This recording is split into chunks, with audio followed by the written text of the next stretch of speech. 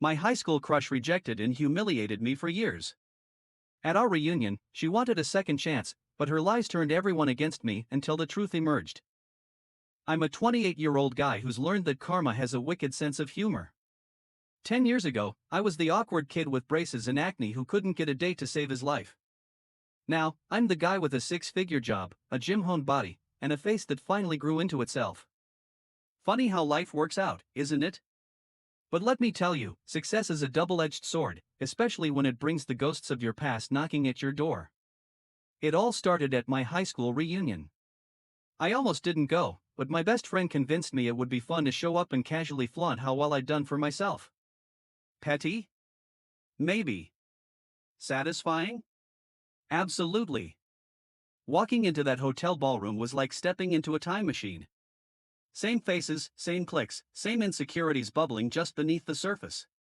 But this time, I wasn't the one feeling out of place. As I made my way through the crowd, I could feel the stares, hear the whispers. Is that really him? He got hot. It was exactly the ego boost I'd been hoping for. And then I saw her.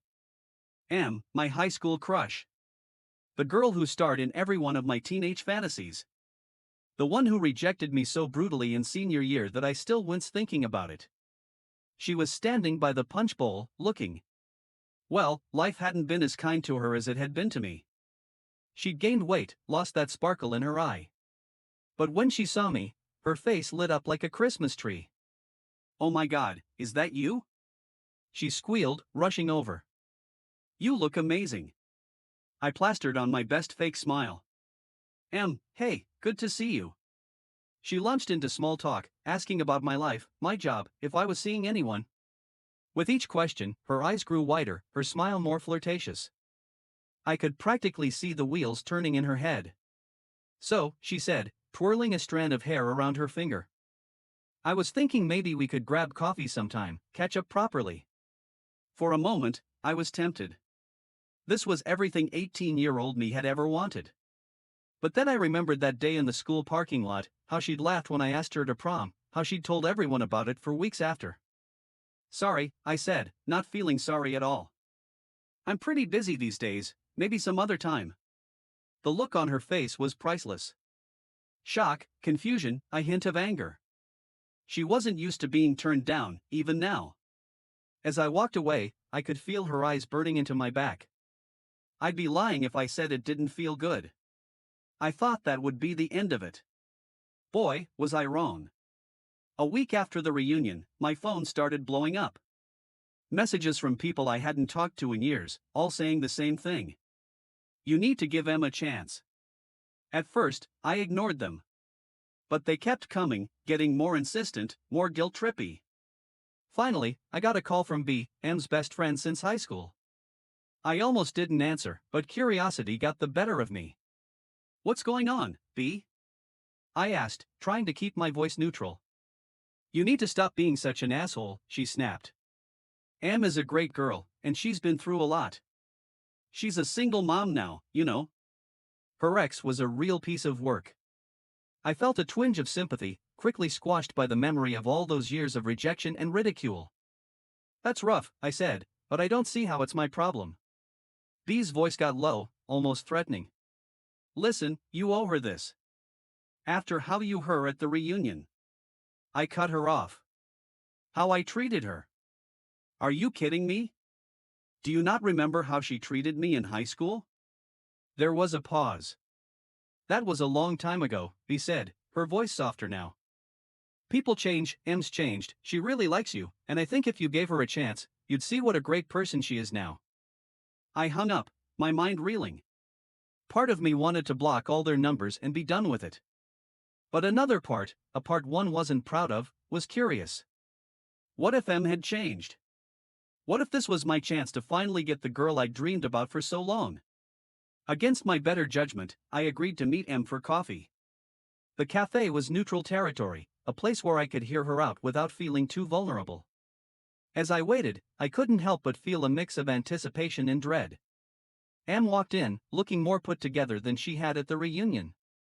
She'd clearly made an effort, and for a moment, I saw a flash of the girl I'd crushed on so hard in high school. Thanks for meeting me, she said, sliding into the seat across from me. I wasn't sure you would. I shrugged. Your friends are pretty persistent. She had the grace to look embarrassed. Yeah, about that. I'm sorry, I shouldn't have involved them. I really wanted to talk to you. We ordered our coffees and for a while, we just made small talk. She told me about her job as a teacher, about her 5-year-old son. I told her about my work in tech, carefully avoiding any mentions of my personal life. Finally, she took a deep breath. Look, I know things between us were complicated in high school, but I've grown up a lot since then. We both have. And I can't help but feel like maybe this is our second chance, you know? I studied her face, looking for any signs of insincerity, but all I saw was hope, and maybe a little desperation. It made me uncomfortable. I said slowly, I appreciate you saying that, but I don't think you understand what it was like for me back then. You didn't just reject me, you humiliated me, for years. Her face fell. I know, and I'm so sorry. I was young and stupid and now what? I interrupted. Now that I'm successful and attractive, suddenly I'm good enough for you? She flinched like I'd slapped her. That's not fair. I told you I've changed. I'm not that shallow girl anymore. Maybe not, I conceded. But have you considered that maybe I've changed too?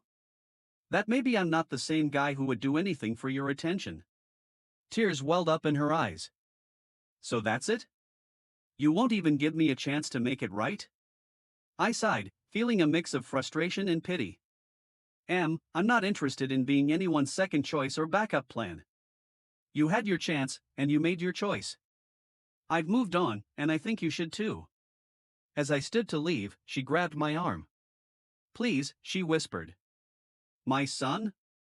He needs a good male role model in his life. I need someone stable, someone I can count on. You're such a great guy now, and I know you'd be amazing with him. And there it was. The real reason behind all this. It wasn't about me, or even about us. It was about what I could provide. I gently removed her hand from my arm. I'm sorry, I said, and this time, I meant it. But I'm not the solution to your problems. Good luck, Em. I really do hope you find what you're looking for. I walked out of that cafe feeling a mix of emotions I couldn't quite name. Relief, sadness, a touch of anger. But mostly, I felt free. Free from the ghost of my past, free from the what-ifs and could-have-beens. But the story doesn't end there. Oh no. That would be too simple. The next day, I woke up to find my social media accounts flooded with messages. Em had apparently told her of a version of our coffee meetup to anyone who would listen. According to her, I'd led her on, made her think we had a chance, then cruelly rejected her and her son. My phone was ringing off the hook. Old classmates, mutual friends, even a few of my current coworkers who'd somehow gotten wind of the drama. Everyone had an opinion, and most of them weren't in my favor. How could you be so heartless? She's a single mom, for God's sake. You think you're too good for her now? It was like being back in high school all over again, but with the roles reversed. Now I was the bad guy, the heartbreaker, the one everyone was talking about. I tried to ignore it at first, but it was impossible. The messages kept coming, each one more accusatory than the last. My boss even pulled me aside at work, concerned about how this scandal might affect the company's image. It all came to a head when Em's brother showed up at my apartment. I hadn't even known she had a brother, but there he was, 6 feet of muscle and righteous anger, pounding on my door at 11 p.m. Open up, you coward, he shouted. We need to talk about how you treated my sister. I considered calling the cops, but I knew that would only escalate things. So, against my better judgment, I opened the door. Look, I started, trying to keep my voice calm. I don't know what Em told you, but I didn't get to finish. His fist connected with my jaw, sending me stumbling backward. Pain exploded through my face, and I tasted blood. That's for breaking my sister's heart, he snarled. I straightened up, my own anger finally boiling over. Your sister? I spat, feeling the split in my lip. Your sister is the one who's been spreading lies about me. Your sister is the one who rejected and humiliated me for years in high school. Your sister is the one who only showed interest in me when she realized I could be useful to her. He blinked, clearly not expecting this outburst. What are you talking about? So I told him. Everything. The years of unrequited crush, the public rejection, the rumors she'd spread about me. And then the reunion, the sudden interest, the coffee shop revelation. As I talked, I could see the fight draining out of him. By the time I finished, he was slumped against the doorframe, looking shell-shocked. I had no idea, he mumbled. She never told me any of that. Of course she didn't, I said bitterly. It didn't fit her narrative of being the victim. He ran a hand over his face, suddenly looking very tired. Man, I'm sorry. I shouldn't have. I mean, I thought. I nodded, gingerly touching my split lip. Yeah, I get it. You were protecting your sister. I probably would have done the same thing in your shoes. We stood there in awkward silence for a moment, neither quite sure what to do next. Finally, he straightened up. Look, I'll talk to Em, try to get her to stop all this, whatever it is she's doing, and I'll set the record straight with anyone who'll listen. I nodded, grateful but wary. Thanks, I appreciate that. As he turned to leave, he paused. For what it's worth, he said, not quite meeting my eyes, I think you dodged a bullet. She's got a lot of issues she needs to work through, and it's not fair for her to put that on you. After he left, I sat on my couch for a long time, icing my jaw and thinking. About high school, about the reunion, about how easy it is to fall back into old patterns and expectations. The next day, I woke up to a very different kind of message flood. Apparently, M's brother had been true to his word. People were apologizing, retracting their accusations, some even praising me for how I'd handled the situation. M herself sent me a long, rambling message. Half apology, half justification. I read it once, then deleted it without responding. Some bridges, once burned, can't be rebuilt. And honestly, I was okay with that. In the weeks that followed, life slowly returned to normal. The drama died down, people moved on to the next bit of gossip. But I was changed. I'd faced my past, stood my ground, and come out stronger for it. I realized that the real victory wasn't in rejecting M or in proving myself to our old classmates. It was in finally, truly moving on. In recognizing my own worth, independent of anyone else's validation. So here I am, a few months later. Still single, still successful, but with a new perspective on life and relationships. I'm not angry at M anymore, or at my past self for being so hung up on her. If anything, I'm grateful. Grateful for the growth, for the lessons learned, for the person I've become. And to M, wherever she is, I hope she finds what she's looking for. I hope she learns to value herself beyond what others can do for her. I hope she becomes the kind of person she'd want her son to look up to. As for me, I'm doing just fine.